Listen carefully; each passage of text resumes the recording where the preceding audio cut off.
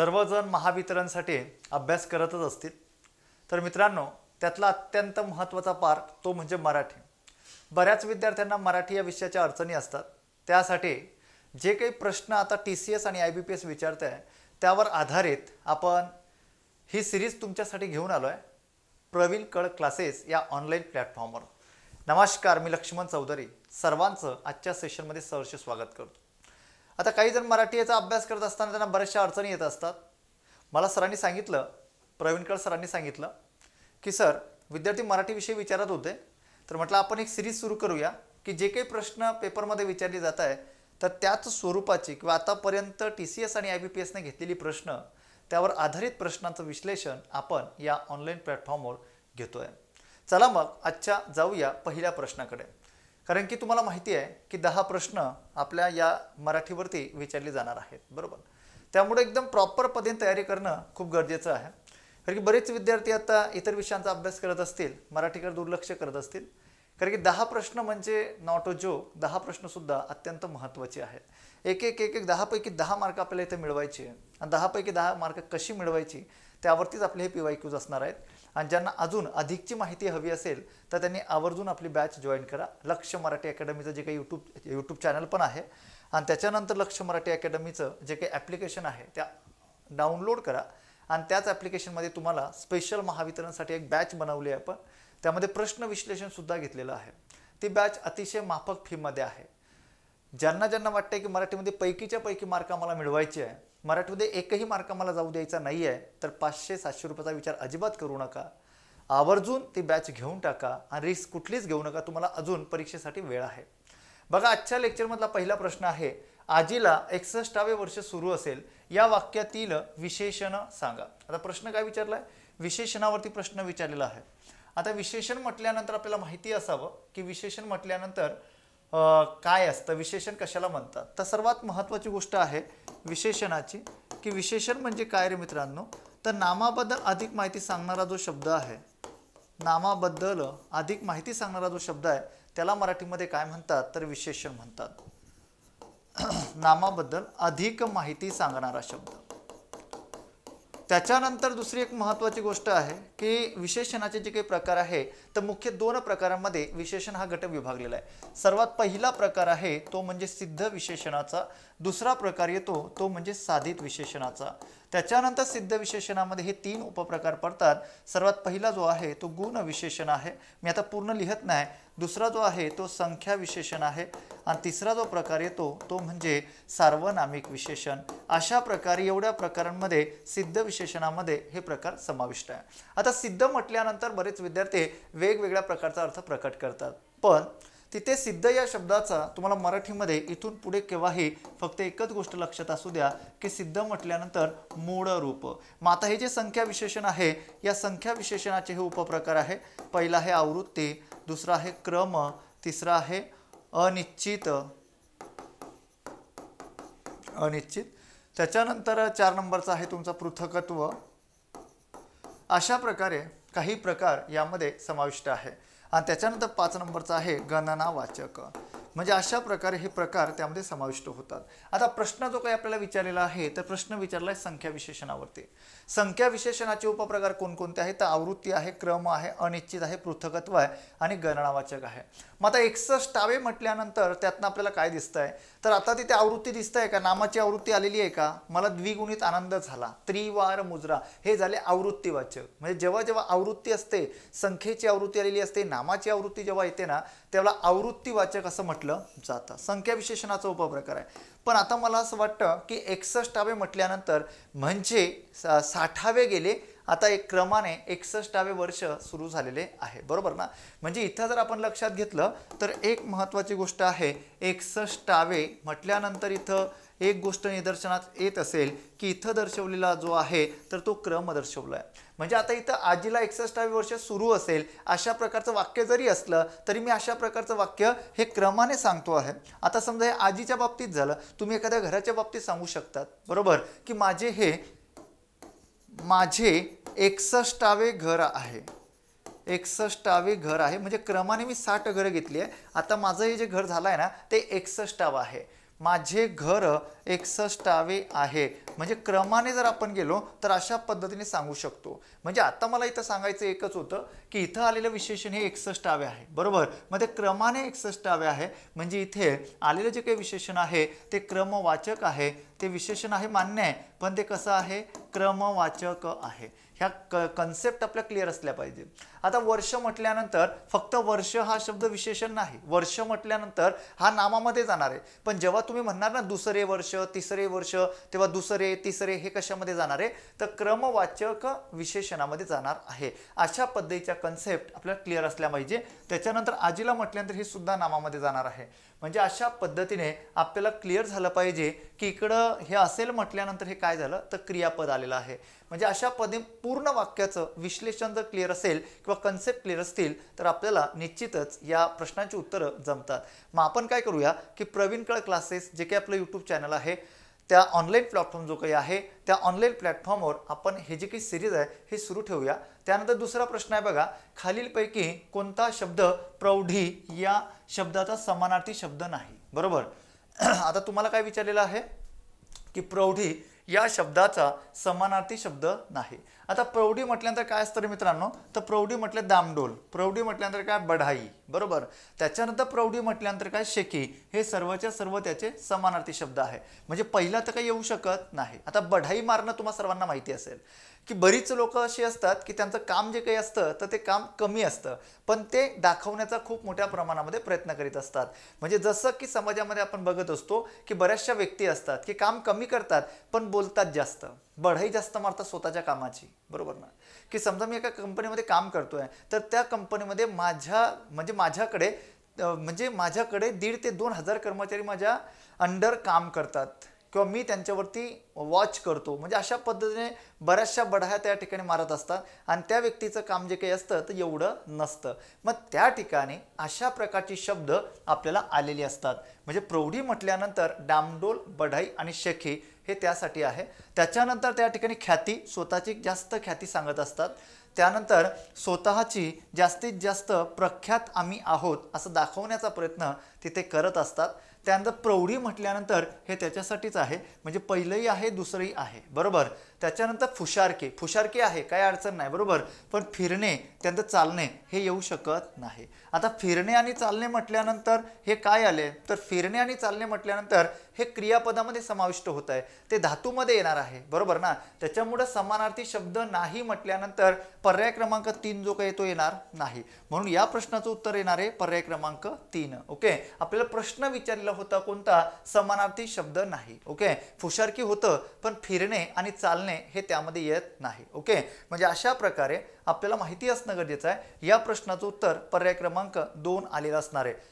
समानार्थी शब्द म्हटल्यानंतर त्यावरती प्रश्न येतो म्हणजे येतो 1 ते 2 प्रश्न समानार्थी शब्दांवरती येतात. मग मी बॅचमध्ये काय केलेलं आहे, तर बॅचमध्ये अशा प्रकारे समानार्थी शब्द 2 भागांमध्ये घेतलेली आहेत. कशा पद्धतीने, तर 2 भाग तिथे सांगितलेले आहेत. तर सर्वात पहिला जो भाग आहे की आपण दैनंदिन जीवनामध्ये जे समानार्थी शब्द ऐकत असतो, जे दैनंदिन जीवनामध्ये समानार्थी शब्द आपण ऐकत असतो, त्याच्यानंतर आपण कधीही न ऐकलेले शब्द, कधीही न ऐकलेले जे काही शब्द आहे तर त्याचा अभ्यास आपण करत असतो. तर मी बॅचमध्ये अशा 2 पद्धतीने त्याची विभागणी केलेली आहे की कधी कधी ऐकलेली, त्याच्यानंतर दैनंदिन जीवनामध्ये ऐकत असलेली.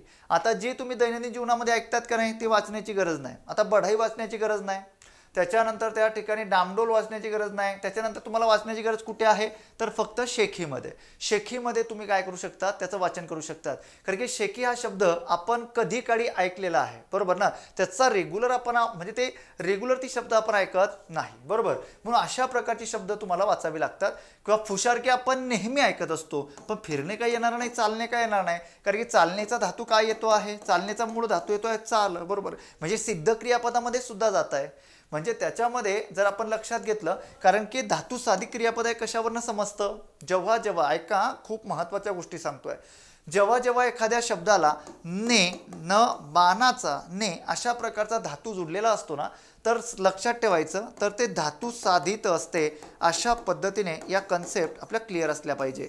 म्हणजे आयोगाने यावरती प्रश्न विचारला एकदा, एमपीएससीने यावरती एकदा प्रश्न विचारलेला होता की जे काही क्रियापद आलेलं असतं किंवा जो धातुसाधी शब्द असतो किंवा धातुसाधी क्रियापद जे काही असतं त्या धातुसाधी क्रियापद हे आहे हे कशावरून ओळखले जाते तर त्या शब्दाला काय जुडलेलं असतं तर त्या शब्दाला जुडलेला असतो तो म्हणजे ने अशा प्रकारचा धातू त्यावरनं ते ओळखलं जातं. म्हणजे प्रश्न कसाही विचारू दे आता समानार्थी शब्दावरती विचारू दे का प्रश्न क्रियापदावरती विचारू दे या सर्वच्या सर्व कन्सेप्ट या एकाच छताखाली आपल्या कन्सेप्ट क्लिअर होत आहे. त्याच्यानंतर प्रश्न क्रमांक 3 कडे या. पुढील नामाला अयोग्य विशेषणाचा पर्याय निवडा. अयोग्य विचारलेलं आहे बरोबर आणि नाम कोणतं दिलेलं आहे तर नाम दिलेलं आहे थंडी बरोबर. या नामाबद्दल अधिक माहिती सांगण्यासाठी कोणकोणती शब्द आपण वापरत असतो आपल्या दैनंदिन जीवनामध्ये. म्हणजे आता सर्वात पहिल्यांदा आता मी जर असं म्हटलो की लाडका लाडका घेतो का आपण लाडका थंडी तर हे चुकीचं असणार आहे. लाडका असं आपण कधीच म्हणत नाही बरोबर पण आपण असं म्हणू शकतो आपण जेव्हा खूप मोठ्या प्रमाणामध्ये थंडी खूप मोठ्या प्रमाणामध्ये वाढते जेव्हा थंडी खूप मोठ्या प्रमाणामध्ये जाणवते बरोबर ना तेव्हा त्या ठिकाणी आपण म्हणत असतो की खूप थंडी वाजते आहे. आता ग्रामीण भागामध्ये अशा पद्धतीचा शब्दप्रयोग केला जातो खूप थंडी आपण असं म्हणूया थोडं मराठी शिकतोय म्हणून जाणवते आहे. अशा पद्धतीने थोडं आपण याकडे लक्ष देऊया की खूप थंडी जाणवते आहे. म्हणजे हा जो शब्द प्रयोग आहे तर हा शब्द प्रयोग या नामासाठी अत्यंत महत्त्वाचा आहे. म्हणजे या थंडीबद्दल अधिक माहिती सांगण्यासाठी हा खूप आलेला आहे. म्हणजे खूप जो काही आहे तर तो जो वापरला जातोय तर तो योग्यरित्या वापरला जातोय. म्हणजे ब तर काही येऊ शकत नाही ब तर गेला बरोबर ना. म्हणजे पर्याय क्रमांक 2 तर कसाच येऊ शकत नाही. त्याच्यानंतर आपण नंबर 2चं उदाहरण घेऊ शकतो. नंबर 2चं उदाहरण घेऊ शकतो. आज बोचरी थंडी जाणवते आहे. आता या थंडीचा प्रकार बोचरी थंडी जाणवते आहे. या थंडीचा प्रकार आपल्याला माहिती असेल ग्रामीण भागामध्ये बऱ्याचदा तुम्ही ऐकलं असेल की बोचरी थंडी म्हणजे कोणती असते तर खूप मोठ्या प्रमाणामध्ये जी थंडी जाणवत असते. त्याच्यानंतर नंबर 3 मध्ये म्हणजे पर्याय क्रमांक 2 हा सुद्धा थंडी या नामासाठी योग्य आहे. मग आता पर्याय क्रमांक क सुद्धा येऊ शकत नाही म्हणजे पर्याय क्रमांक 3 ही येऊ शकत नाही. मग पर्याय क्रमांक ब येऊ शकत नाही क येऊ शकत नाही म्हणजे पर्याय क्रमांक 4 ही येऊ शकत नाही. म्हणजे तुम्ही पुढचे पर्याय नाही जरी वाचले तरी तुमचं उत्तर आता तयार आहे बरोबर. म्हणजे पर्याय क्रमांक 1 हे त्याचं योग्य उत्तर आलेलं असणार आहे. म्हणजे तुम्ही या इलिमिनेशन मेथडने जर गेलात ना तर निश्चितच तुम्हाला खूप मोठ्या प्रमाणामध्ये फायदा होणार आहे. ओके खूप मोठ्या प्रमाणामध्ये या सर्व गोष्टी तुमच्या क्लिअर होणार आहे. त्याच्यानंतर मी असंही म्हणू शकतो आज गुलाबी थंडी आहे. गुलाबी थंडी आहे. म्हणजे अशा पद्धतीने या थंडीबद्दल अधिक माहिती सांगण्यासाठी गुलाबी आलेली आहे बोचरी आलेली आहे. ओके त्याच्यानंतर खूप थंडी आलेली आहे. म्हणजे तिघच्या तिघ जी काही शब्द आहे तर ती त्याची विशेषणं म्हणून वापरण्यात आलेली आहे. म्हणजे या तिघा उदाहरणांमध्ये थंडी या नामासाठी वापरलेली विशेषणं योग्य आहे. मग कोणतं विशेषण योग्य नाही तर पर्याय क्रमांक 1 हे विशेषण योग्य नाही. म्हणजे या प्रश्नाचं उत्तर काय आलेलं असणार आहे पर्याय क्रमांक 1 हे या प्रश्नाचं उत्तर आलेलं असणार आहे. 10 प्रश्न आहे त्या 10 प्रश्नांचं अगदी आपल्याला व्यवस्थित चांगल्या पद्धतीने शांततेने उत्तरं काढता आली पाहिजे. ओके एकही प्रश्नाचं उत्तर आपलं चुकता कामा नये. त्यानंतर प्रश्न क्रमांक 4 कडे या. अधोरेखित क्रियापदाचा योग्य प्रकार ओळखा. आता मी अधोरेखित केलेलं नाही पण मी काही 2 शब्द काय केलेले आहेत तर ब्लॅक मध्ये दिलेले आहेत त्याचा प्रकार तुम्हाला ओळखायचा आहे क्रियापदाचा. मग आता क्रियापद म्हणजे काय असतं अगदी सर्वांना माहिती आहे. क्रियापद 2 पद्धतीने आलेलं असतं. सर्वात पहिली महत्त्वाची गोष्ट असते ती म्हणजे कोणती तर वाक्याचा अर्थ पूर्ण करणारा शब्द. वाक्याचा अर्थ पूर्ण करणारा जो शब्द असतो पूर्ण करणारा शब्द त्याला मराठीमध्ये काय म्हणतात तर त्याला मराठीमध्ये म्हणतात क्रियापद. म्हणजे जेव्हा जेव्हा वाक्यामध्ये क्रियापद आलेलं असतं तेव्हा तेव्हा तो शब्द वाक्याचा अर्थ पूर्ण करण्यासाठी आलेला असतो. मी जेवण करतो. आता बघा साधं उदाहरण एकदम साधं उदाहरण घेतलंय मी इथं की मी जेवण करतो. बऱ्याचशा मोठ्या संकल्पना क्रियापदाच्या आहे. ओके मी जेवण करतो. आता या वाक्यामध्ये क्रियापद कोणतं आलेलं आहे तर या वाक्यामध्ये क्रियापद आलेलं आहे करतो. म्हणजे आता जेव्हा जेव्हा वाक्यामध्ये क्रियापद आलेलं असणार तर 99% वाक्यामध्ये आलेलं क्रियापद हे वाक्याच्या शेवटी येत असतं. मग वाक्याच्या शेवटी येताना ते काय करत असतं तर वाक्यामध्ये जो अर्थ आलेला आहे तो प्रकट करण्याचं काम ते करत असतं. जर आपण लक्षात घेतलं त्याचा जर आपण लोप केला वाक्यातनं तर वाक्यातनं लोप केल्यानंतर वाक्यामध्ये त्याचा अर्थ जो काही आहे तो प्रकट होताना दिसत नाही. मी जेवण, वाक्याचा अर्थ प्रकट होत नाही. म्हणून मित्रांनो, अशा प्रकारची जी काही शब्द आलेली असतात तर ही शब्द वाक्याचा अर्थ पूर्ण करण्यासाठी त्याची रचना आलेली असते. त्याच्यानंतर नंबर 2 मध्ये वाक्यातील क्रिया दर्शवणारा शब्द. वाक्यामध्ये जो क्रिया दर्शवण्यासाठी आलेला असतो, वाक्यातील क्रिया दर्शविणारा शब्द. वाक्यातील क्रिया दर्शविणारा शब्द जो आलेला असतो त्याला मराठीमध्ये काय म्हणतात, तर त्याला मराठीमध्ये म्हणतात क्रियापद. म्हणजे अशा प्रकारे क्रियापदाचे हे प्रकार आहे. मग क्रियापदाची मुख्य 2 भागांमध्ये विभागणी झाली आहे. मग इथेही तेच आहे की काही सिद्ध क्रियापदं आहेत, काही साधित क्रियापदं आहेत. ओके, आता एवढं काही डिटेल मी तुम्हाला सांगत नाही. ज्या ज्या पद्धतीने प्रश्न येतील त्या पद्धतीने आपण विश्लेषण करून घेणार आहोत.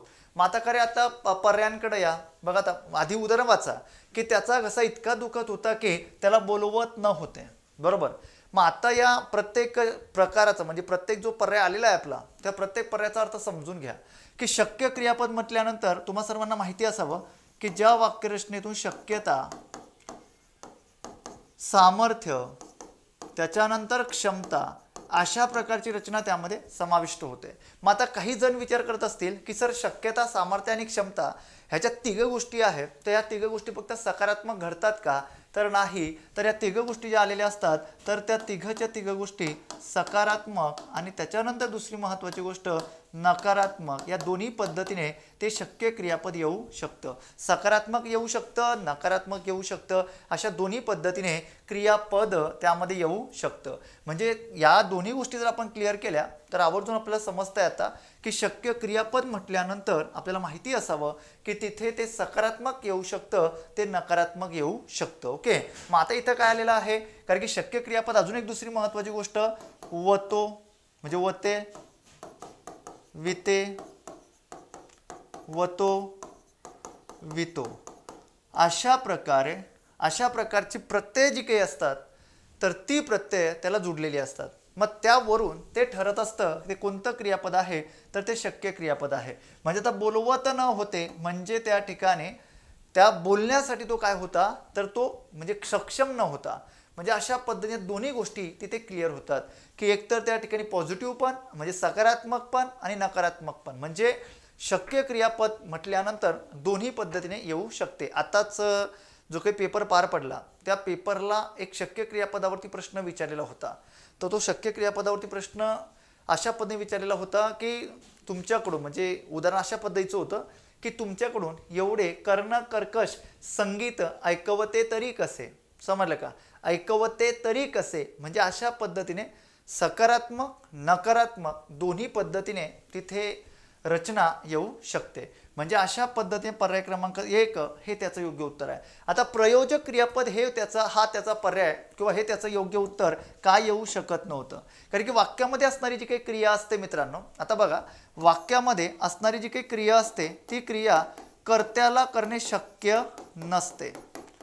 कर्त्याला करणे शक्य नसते म्हणजे ती क्रिया दुसऱ्या कोणाकडून तरी घडून येत असते. अशा प्रकारची आलेली जी रचना असते त्याला म्हणतात प्रयोजक क्रियापद, की कर्त्याला करणे ती क्रिया अजिबात शक्य नसते. आता इथं उदाहरण तुम्ही बघितलं की त्याचा घसा इतका दुखत होता की त्याला बोलवत नव्हते. बरोबर, म्हणजे बोलण्याची क्रिया कोण करतोय, तर तोच करतोय. बरोबर ना, म्हणजे बोलण्याची क्रिया कोण करतोय, तर तोच करतोय, कारण घसा त्याचाच आहे. बरोबर, म्हणजे आईने बाळाला हसविले अशा पद्धतीची रचना जर आली, आईने बाळाला हसविले अशा प्रकारची रचना जर आली तर या वाक्यरचनेमध्ये हसविणारी कोण आहे, आई. पण प्रत्यक्ष आई हसत नाही आहे, हसण्याची क्रिया कोणाकडनं घडते, तर त्या बाळाकडनं घडते. म्हणजे अशा प्रकारची रचना मग कुठे येते, तर प्रयोजकमध्ये आलेली असते, की वाक्यामध्ये जी क्रिया आलेली आहे ती कर्त्याला करणे शक्य नसते, ती दुसऱ्या कोणाकडून तरी घडून येत असते. अशा प्रकारची रचना त्यामध्ये आलेली असते. सकर्मक म्हटल्यानंतर तुम्हाला सर्वांना माहिती आहे की ज्या वाक्यरचनेमध्ये कर्म आलेलं असतं, सकर्म म्हणजे त्याच्या सोबत कर्म येणं. बरोबर ना, म्हणजे त्याचा घसा इतका दुखत होता की त्याला बोलवत नव्हते. बरोबर, म्हणजे जर आपण लक्षात घेतलं तर यामध्ये कर्म आलेलं नाही. बरोबर, म्हणजे कर्म जर त्या ठिकाणी आपण घेतलं असतं तर वाक्याची रचना जी आलेली असती तर ती वेगळ्या पद्धतीने आली असती. बरोबर, म्हणजे जर आपण लक्षात घेतलं तर दुखणारा कोण, तर घसा, दुखलेला काय, तर घसा. बरोबर, म्हणजे कर्त्यापासून क्रिया निघते, कर्त्याजवळच थांबते.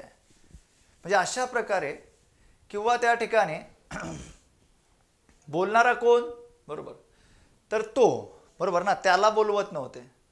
म्हणजे वाक्यरचनेमध्ये तुम्ही कशाही पद्धतीने जेव्हा तुम्ही संयुक्त क्रियापदावरून जेव्हा दोन वाक्य एकत्र आलेली आहे तिथं, की जेव्हा संयुक्त वाक्य जे काही आहे ते संयुक्त वाक्य आहे, बरोबर, सॉरी, जे काही वाक्य आलेलं आहे तर ते वाक्य मिश्र वाक्य म्हणून आलेलं आहे, की त्याचा घसा इतका दुखत होता.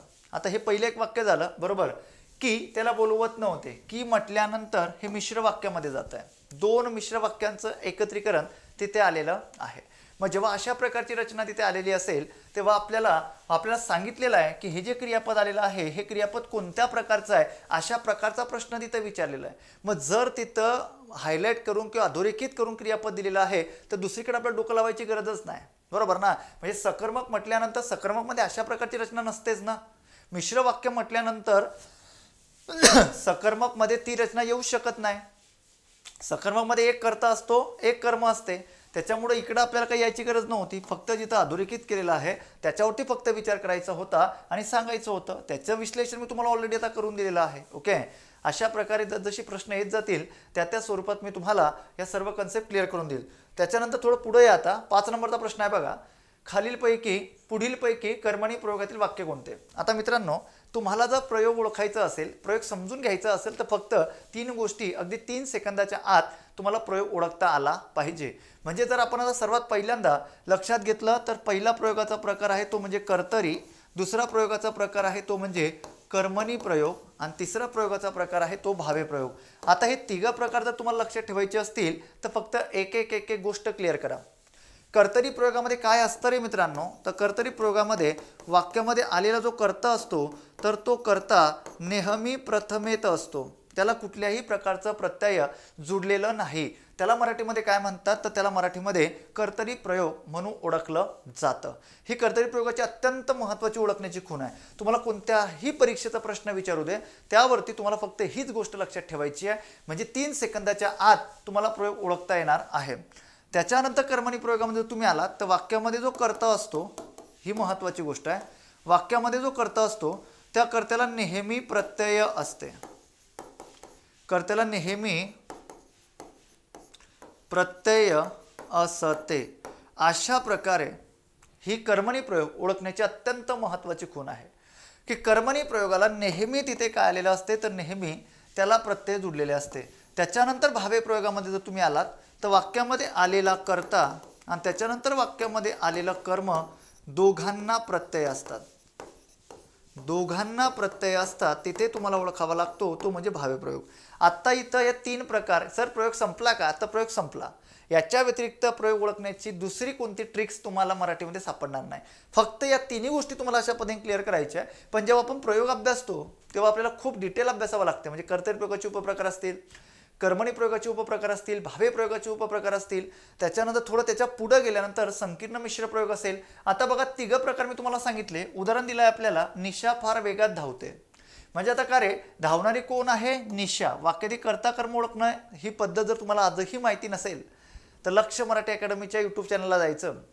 मी खूप मोठ्या प्रमाणामध्ये डिटेल त्या ठिकाणी विश्लेषण करून दिलेलं आहे, डिटेल लेक्चर त्या ठिकाणी घेतलेले आहेत. ओके, त्याच्यामुळे तुमच्या माहितीसाठी सांगतो की आवर्जून ते लेक्चर बघा की वाक्यामध्ये कर्ता आणि कर्म कशा पद्धतीने ओळखलं जातं. चित्र स्वरूपामध्ये कन्सेप्ट मी क्लिअर करून दिलेले आहे. मग आता का रे, निशा फार वेगात धावते, धावणारी कोण आहे, निशा. म्हणजे वाक्यामध्ये तुम्हाला कोण भेटला, कर्ता भेटला निशा. आता पुढे तुम्हाला काहीच विचार करायची गरज नाही आहे. मग आता धावणारी कोण, निशा. निशाला कुठल्याही प्रकारचे प्रत्यय नाही. ही अत्यंत महत्त्वाची गोष्ट आहे की निशाला कुठल्याही प्रकारचे प्रत्यय जुडलेले नाहीत. मग आता निशाला जर कुठल्याही प्रकारचे प्रत्यय जुडलेलं नसेल तर सर्वात महत्त्वाची गोष्ट विचार करायची गरज नाही, हे कर्मणी प्रयोगाचं येऊ शकत नाही. तर ते उदाहरण तुम्ही काहीही, म्हणजे तुम्ही कुठल्याही प्रकारचं उदाहरण आलं तर त्या ठिकाणी कर्तरी प्रयोगाचं ते उदाहरण आहे. कारण की तुम्ही काही लक्षात ठेवायची गरज नाही, फक्त वाक्यामध्ये आलेला कर्ता, कर्त्याला कुठल्याही प्रकारचं प्रत्यय जुडलेलं नाही, म्हणजे विषय संपला. ते कोणत्या प्रकारचं उदाहरण आहे ते कर्तरी प्रयोगाचं आहे, ते कर्मणीचं येऊ शकत नाही. निनादने चित्रपट पाहिला, पाहणारा कोण, निनाद. वाक्यातील हा कर्ता आहे, बरोबर. आता का रे, वाक्यातील कर्ताचा निनाद आलेला आहे. काय आलाय वाक्यातील कर्ता, तर वाक्यातील कर्ता निनाद आलेला आहे. म्हणजे इथं हा कर्तरी प्रयोग येऊ शकत नाही. पाहिलेला काय, चित्रपट, म्हणजे वाक्यातील हे कर्म आलाय. कर्माला प्रत्यय नाही. म्हणजे आता भावे प्रयोग येऊ शकला असता, पण तिथं कर्माला प्रत्यय नाही. कर्माला नेहमी इथं प्रत्यय असतं. म्हणजे जर आपण आता लक्षात घेतलं तर हे आलेलं दुसरं उदाहरण जे काही आहे ते कर्मणी प्रयोगाचं आहे. ते कोणत्या प्रयोगाचं आहे तर ते कर्मणी प्रयोगाचं आहे. म्हणजे फक्त ब बरोबर आपल्याला विचारलेला आहे कोणता प्रयोग तर कर्मणी प्रयोग. ओके, म्हणून फक्त ब बरोबर. अशा प्रकारे हा प्रश्न क्रमांक 5 होता. अतिशय विश्लेषित पद्धतीने या सर्व संकल्पना तुमच्या समोर मी मांडतो आहे. तुम्हाला काहीही अडचण असेल, तुम्हाला कुठल्याही प्रकारची अडचण असेल तर प्लीज मला विचारत चला. कमेंट्समध्ये मला सांगा की कुठल्या प्रकारचे PYQs तुम्हाला अत्यंत म्हणजे अवघड जातात, कुठले घटक अवघड जातात. ते घटक मी आवर्जून त्यामध्ये समाविष्ट करतो आणि त्यावरचे PYQs किंवा त्यावरचे प्रश्न जास्तीत जास्त घेऊया. बघा आता इथं काय विचारलं आहे, वृत्तावरती प्रश्न विचारलेला आहे. आता हे गट क म्हणजे सरळ सेवेच्या माध्यमातून किंवा TCS IBPS ज्या पद्धतीचे प्रश्न विचारताय ना, तर त्या ठिकाणी अशा प्रकारचे प्रश्न विचारली जात आहेत. ओके, वृत्तांवरती प्रश्न येत आहेत. म्हणजे जर आपण आता लक्षात घेतले की म स ज स त त ग हे कोणत्या वृत्ताचे गण आहेत. आता बघा, वृत्ते जेव्हा तुम्ही अभ्यासतात ना तर सर्वात पहिली महत्त्वाची गोष्ट येते ते म्हणजे वृत्तांचे प्रकार. हा एक पहिला महत्त्वाचा पार्ट येतो. त्याच्यानंतर नंबर 2 मध्ये जर तुम्ही आलात, नंबर 2 मध्ये पहिला वृत्तांचे प्रकार झाल्यानंतर नंबर 2 मध्ये तुम्हाला ह्या संकल्पना समजून घ्याव्या लागतात. गण, त्याच्यानंतर यती. ओके, गण काय असतं, यती काय असते, बरोबर. त्याच्यानंतर त्या ठिकाणी हे गण झाल्यानंतर यती झाल्यानंतर लघु गुरुच्या खुणा काय असतात, लघु काय गुरु काय, त्याच्यानंतर मात्रा काय असतं म्हणजे मात्रा वृत्त काय असतं. एवढ्या सर्वच्या सर्व संकल्पना आपल्याला क्लिअर कराव्या लागतात. जर मित्रांनो तुम्ही एवढ्या सर्वच्या सर्व संकल्पना क्लिअर केल्या तर निश्चितच वृत्ते तुम्हाला खूप चांगले समजते. महावितरण बॅचमध्ये मी वृत्ते हा जो घटक आहे या घटकाचे लेक्चर अजून घेतलेले नाही, पण आता माझ्या सर्व म्हणजे जे काही कंटेंट आहे ते कंटेंट परिपूर्ण तयार आहे. तर लवकरच आपल्या त्या बॅचमध्ये वृत्ते हा घटक त्यामध्ये समाविष्ट होणार आहे. एक प्रश्न जरी विचारला तरी तुमचं म्हणजे त्या ठिकाणी परिपूर्ण घेतलेल्या बॅचचं काय होणार आहे तर बेनिफिट होणार आहे किंवा त्या ठिकाणी खूप चांगल्या पद्धतीचा फायदा होऊन जाणार आहे. मग आता अशा प्रकारची गण जर आली तर ती अशा प्रकारची गण कोणत्या भागामध्ये येतात तर ती अशा प्रकारची येणारी गण शाद्रूल विक्रीडित मध्ये समाविष्ट होत असतात. म्हणजे अशा प्रकारे पर्याय क्रमांक 3 हे त्याचं योग्य उत्तर आहे. मग सर लक्षात कसं ठेवायचं, एकदा प्रॅक्टिसचा भाग आहे तो सरावाचा भाग आहे. एकदा सराव झाला की हळूहळू या सर्व संकल्पना क्लिअर होऊन जातात. ओके, चला जाऊया पुढे. 7 नंबरचा प्रश्न बघा. 7 नंबरचा प्रश्न काय आहे, पुढील वाक्य प्रचाराचा योग्य पर्याय निवडा. आता आयोगाने काय केलंय की वाक्य प्रचार म्हटल्यानंतर याची व्याख्या पेपरमध्ये विचारलेली आहे. तर वाक्यप्रचार म्हणा किंवा म्हणी म्हणा याची व्याख्या जर पेपरमध्ये विचारली गेली तर शब्दशः अर्थ न घेता त्या दैनंदिन जीवनातले जे काही प्रसंग असतात, दैनंदिन जीवनातले जे काही प्रसंग असतात त्याच्याशी निगडीत बरोबर त्याचा अर्थ प्रकट केलेला असतो. उडत्या पाखराची पिसे मोजणे. आता उडत्या पाखराची पिसे मोजणे म्हणजे काय रे, तर उडत्या पाखराची पिसे मोजणे म्हणजे अत्यंत म्हणजे चालता चालता एखाद्या अवघड गोष्टीचं परीक्षण करणं किंवा अवघड गोष्ट त्या ठिकाणी लगेच म्हणजे त्या अवघड गोष्ट अतिशय चतुराईनं किंवा त्या ठिकाणी चाणाक्ष बुद्धीने कंप्लीट करणं, बरोबर का.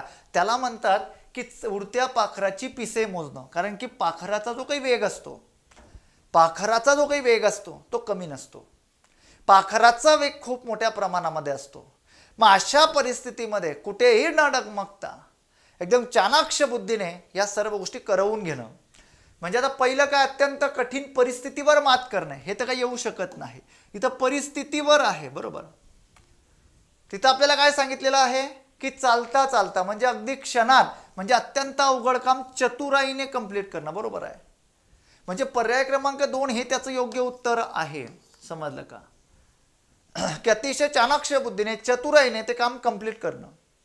परिस्थितीवर मात करणे हे येऊ शकत नाही. अत्यंत हलाखीत दिवस काढणे हे पण नाही येऊ शकत. अत्यंत कठीण परिस्थितीत लक्ष एकाग्र करणे हेही येऊ शकत नाही. म्हणून पर्याय क्रमांक 2 हे त्याचं योग्य उत्तर आहे की चालता चालता एखादं काम अतिशय चाणाक्ष बुद्धीने त्या ठिकाणी कंप्लीट करणं, बरोबर.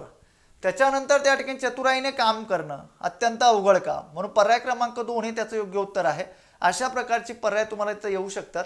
त्याच्यानंतर एक प्रश्न यावरती येतो तो म्हणजे कोणता, की पुढीलपैकी अशुद्ध शब्द ओळखा. आता आपण 10-10चेच गट का करतोय, कारण की प्रश्न तुम्हाला 10 प्रश्न जर विचारली गेली तर अशा पद्धतीने तुम्ही सोडवले पाहिजेत, बरोबर. किंवा आतापर्यंत जे काही प्रश्न विचारलेले वेगवेगळ्या पेपरमध्ये TCS IBPS ने त्यावर आधारित हे आपण काय घेतोय तर प्रश्नांचं विश्लेषण करून घेतोय.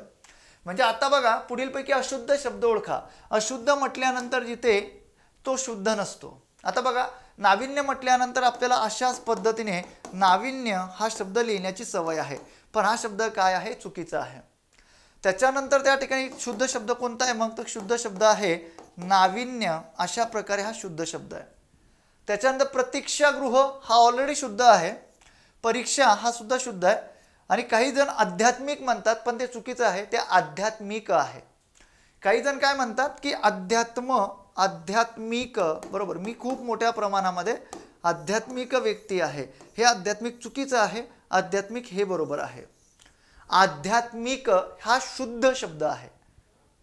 म्हणून पर्याय क्रमांक 1 हे त्याचं योग्य उत्तर आहे. आपल्याला विचारलेलं आहे अशुद्ध शब्द. शुद्ध शब्द आपल्याला विचारलेला नाही, आपल्याला विचारलेला आहे अशुद्ध शब्द. म्हणून पर्याय क्रमांक 1 हे त्याचं योग्य उत्तर आहे. ओके, हा 8 नंबरचा प्रश्न. 9 नंबरच्या प्रश्नाकडे या. पुढील वाक्यातील उद्देश विस्तार ओळखा. आता यावरती एक प्रश्न येतो म्हणजे येतो.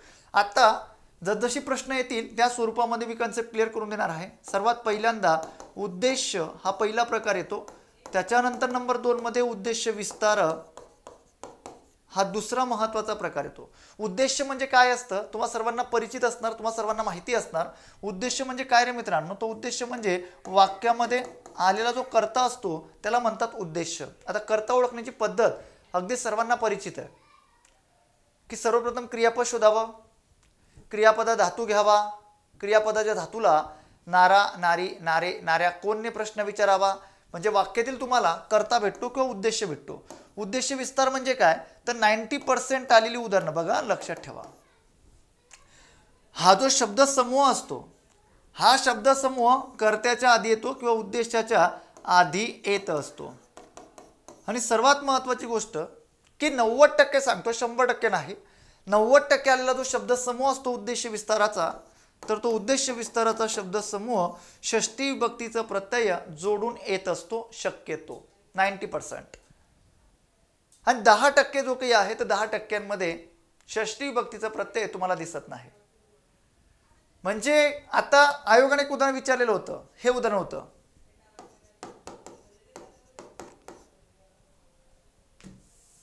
हे उदाहरण विचारलं होतं, पांढरे केस असलेल्या, हे उदाहरण आयोगाने विचारलेलं होतं. पांढरे केस असलेल्या बाई मराठी विषय शिकवतात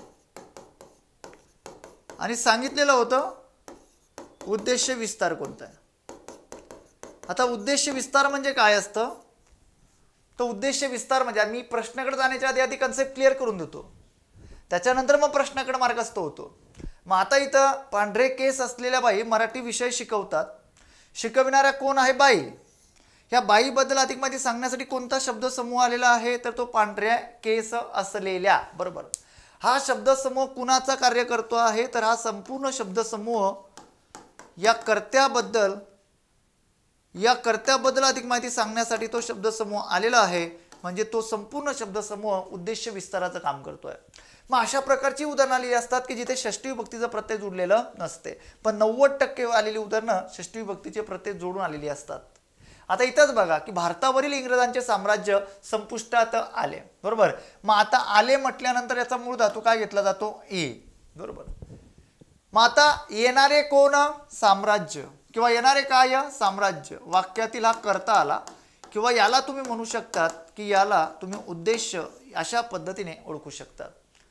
मग आता भारतावरील इंग्रजांची, बरोबर, म्हणजे आता साम्राज्य आहे पण ते कुणाचं आहे तर भारतावरील इंग्रजांचं आहे. म्हणजे या साम्राज्याबद्दल अधिक माहिती सांगण्यासाठी कोणता शब्दसमूह वाक्यामध्ये आलेला आहे तर यांच्याबद्दल अधिक माहिती सांगण्यासाठी शब्दसमूह आलेला आहे वाक्यामध्ये, तो म्हणजे कोणता तर भारतावरील इंग्रजांचे. म्हणून पर्याय क्रमांक 3 हे त्याचं योग्य उत्तर आहे. अशा प्रकारे आपल्याला पुढील वाक्यातील उद्देश विस्तार कोणता तर पुढील वाक्यातील उद्देश विस्तार हा आहे भारतावरील इंग्रजांचे. ओके, अशा पद्धतीने मित्रांनो हा 9 नंबरचा प्रश्न आणि आजच्या लेक्चरमधला अगदी शेवटचा प्रश्न आहे. तो म्हणजे कोणता बघा आता, दीपाचा चुलत सासरा म्हणजे देव माणूस आहे, या वाक्यातील चुलत सासरा, काय प्रश्न विचारलाय, चुलत सासरा हा सामासिक शब्द म्हणजे टिंबटिंब या समासाचे उदाहरण आहे. आता तुम्हाला माहिती असावं, इकडे जर आपण लक्षात घेतलं, मध्यम पद लोप, आता या 3 शब्दांनी एकत्रित आलेला हा शब्द आहे की नंबर 1 मध्ये मध्यम आहे, दुसरा आहे पद आहे, आणि तिसरा शब्द जो आहे तो म्हणजे लोप आहे, की मध्यम पद लोप. म्हणजे एक महत्त्वाची गोष्ट जर आपण लक्षात घेतली की जिथे मधली म्हणजे मधले पद काय केलेले असते मित्रांनो, तो लोप केलेले असते, त्याला मराठीमध्ये काय म्हणतात तर मध्यम पदलोपी समास म्हणून ओळखले जाते. ओके, म्हणजे जर आपण आता लक्षात घेतलं की एकदम साधं उदाहरण जर घेतलं ना, तर तुम्ही सर्वांनी ऐकलं असेल तर खाण्याचे पदार्थ जास्तीत जास्त आणि नातेवाईक खूप मोठ्या प्रमाणामध्ये इथे आलेले असतात. समजलं का, म्हणजे नातेवाईकांचा उल्लेख खूप मोठ्या प्रमाणामध्ये इथे होत असतो आणि खाण्याच्या पदार्थांचा उल्लेख या प्रकारामध्ये खूप जास्त मोठ्या प्रमाणामध्ये होत असतो. पुरणपोळी म्हटल्यानंतर याचा विग्रह असा होतो, पुरण घालून केलेली पोळी, अशा प्रकारे केलेली पोळी. त्याच्यानंतर आता नातेवाईक घेऊया आपण, नातेवाईक चुलत सासराच घेऊया, बरोबर, चुलत सासरा. या दिलेल्या सामासिक शब्दाचा विग्रह जर तुम्हाला करायचा आहे तर दिलेल्या सामासिक शब्दाचा विग्रह असा होत असतो की नवऱ्याचा चुलता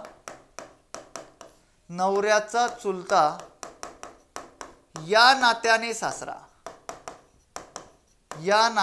सासरा, म्हणजे त्याला म्हणू शकतात तुम्ही चुलत सासरा. किंवा एक दुसरी महत्वाची गोष्ट, नवऱ्याचा घेतला आपण तर आपण इथं म्हणू शकतो बायकोचा चुलता, असंही येणार. समजलं का, कोणालाच रागरूस नको, बायकोचा चुलता या नात्याने सासरा, म्हणजे या नात्याने सासरा, म्हणजे या ठिकाणी तुमच्या लक्षात येणार आहे की अशा पद्धतीने याला मराठीमध्ये म्हणतात चुलत सासरा. हे कोणत्या प्रकारामध्ये समाविष्ट होतं, कोणत्या सामासिक शब्दामध्ये येत असतं तर ते मध्यम पदलोपी. का, कारण माहिती आहे का की इथं आता बायकोचा चुलता या नात्याने सासरा, म्हणजे जी मधली पदं आहेत ना, तर ही मधली पदं जर आपण काढून टाकली तर फक्त ही 2 शब्द उरतात. दोघं शब्दांना एकत्रित आणलं की ते संपलं, की ती मधली पदं गाडली आणि 2 शब्द एकत्रित आणले की ती मध्यम पदलोपी, म्हणजे मधल्या पदांचा लोप केल्यानंतर जो सामासिक शब्द उरतो तो असतो मध्यम पदलोपी समासाचं उदाहरण. म्हणून या ठिकाणी पर्याय क्रमांक 1 हे त्याचं योग्य उत्तर आहे. कर्मधारय तर काही येऊ शकत नव्हतं, कारण मित्रांनो कर्मधारयामध्ये येणारे जे सामासिक शब्द असतात ना, तर त्या सामासिक शब्दांची आपल्या भाषेमध्ये तुम्हाला संकल्पना सांगून देतो की त्यामध्ये येणारी सामासिक शब्द, पहिलं पद नाम असते, दुसरं पद विशेषण असते, पहिलं पद विशेषण असते, दुसरं पद नाम असते, दोन्ही पदे नामे असू शकतात. म्हणजे अशा प्रकारची रचना त्या शब्दांची येऊ शकते. त्याच्यानंतर दोन्ही पदे विशेषणे असतात. प्रत्येक सामासिक शब्द या प्रकारांना अनुसरून आलेला असतो, तो कर्मधारय असतो. आणि त्याच्यानंतर तिसरा तुम्हाला सर्वांना माहितीच आहे, हे येऊ शकत नव्हतं.